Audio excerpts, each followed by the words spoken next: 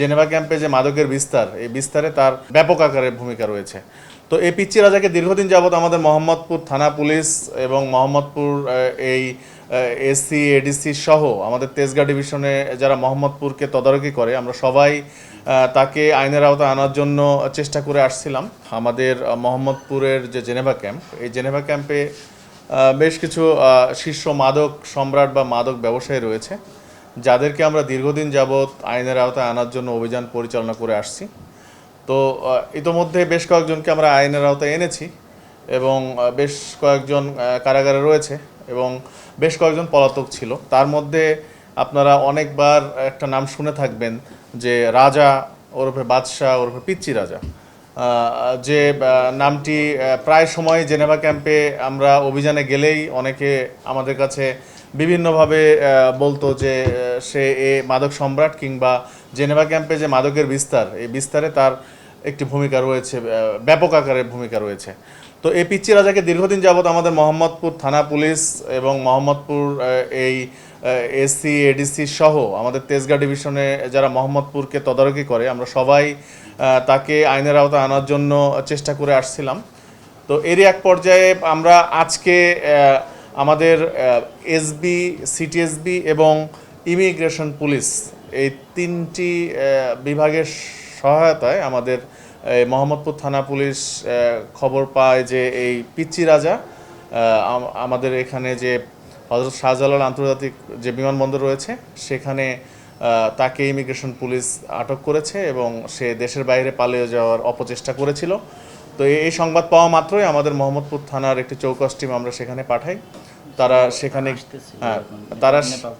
তারা সেখানে গিয়ে এই এয়ারপোর্টে তাকে ইমিগ্রেশন পুলিশ যে আটক করে রেখেছিল, তাকে আমাদের এই টিম মানে জিম্মায় নেয় কিংবা তাকে মানে সেই বুঝে নেয়। তো এই পিচ্চি রাজা, আমরা যতটুকু পরবর্তীতে শুনতে পাই যে সে নেপাল থেকে সম্ভবত বাংলাদেশে ফিরে আসছিল এবং সে ফিরে আসার পথে এই ইমিগ্রেশন পুলিশ তাকে আটক করে।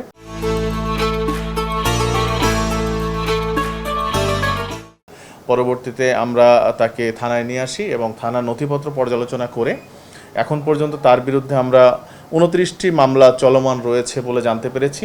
তো মামলাগুলোর মধ্যে হত্যা মামলা রয়েছে 3টি, হত্যা চেষ্টা মামলা 7টি, বিস্ফোরক দ্রব্যাদি আইনের মামলা রয়েছে 4টি, বিশেষ ক্ষমতা আইনের মামলা রয়েছে 1টি, সন্ত্রাস বিরোধী অথবা সন্ত্রাস দমন আইনের মামলা রয়েছে 1টি, মাদক মামলা 13টি। তো এই মামলার পরিসংখ্যান দেখে আপনারা বুঝতে পারতেছেন যে তার বয়স কিন্তু 30 হয়নি, তাতেই তার বিরুদ্ধে এখন পর্যন্ত 29টি মামলা, মানে তার বয়সের চেয়েও তার মামলার ভার বেশি। তো সে বাহিরে থেকে, ক্যাম্পের বাহিরে থেকে দীর্ঘদিন যাবতে ক্যাম্পে যে মাদকের বিস্তার, সে বিস্তার ঘটানোর জন্য যে তার অপচেষ্টা, সেটি সে অব্যাহত রেখেছিল। তো তাকে আমরা শেষ পর্যন্ত আইনের আওতায় আনতে সক্ষম হয়েছি। এখন আমরা যে আমাদের নর্মাল প্রসিডিউর, সে প্রসিডিউরের মাধ্যমে তাকে আমরা মামলায় চালান দেব বিজ্ঞ আদালতে আগামীকাল। এর পরবর্তীতে আমরা রিমান্ডে এনে তাকে বিভিন্নভাবে জিজ্ঞাসাবাদের মাধ্যমে তার আরও যারা সহকর্মী রয়েছে কিংবা সহযোগী রয়েছে তাদের নাম তার কাছ থেকে বের করে আমরা তাদের আইনের আওতায় আনার চেষ্টা করব। এবং এরই মাধ্যমে আমরা আপনাদের মাধ্যমে আমরা এই জেনেভা ক্যাম্পের আরও যারা মাদক ব্যবসায়ী রয়েছে তাদেরকে এটি জানান দিতে চাই যে লুকিয়ে বা পালিয়ে বা এরকম আড়ালে থেকে মাদকের যে ব্যবসা কিংবা মাদক সম্রাট সে যে ঘুরে বেড়ানো যাবে না, তাকে আইনের আওতায় অবশ্যই আসতে হবে।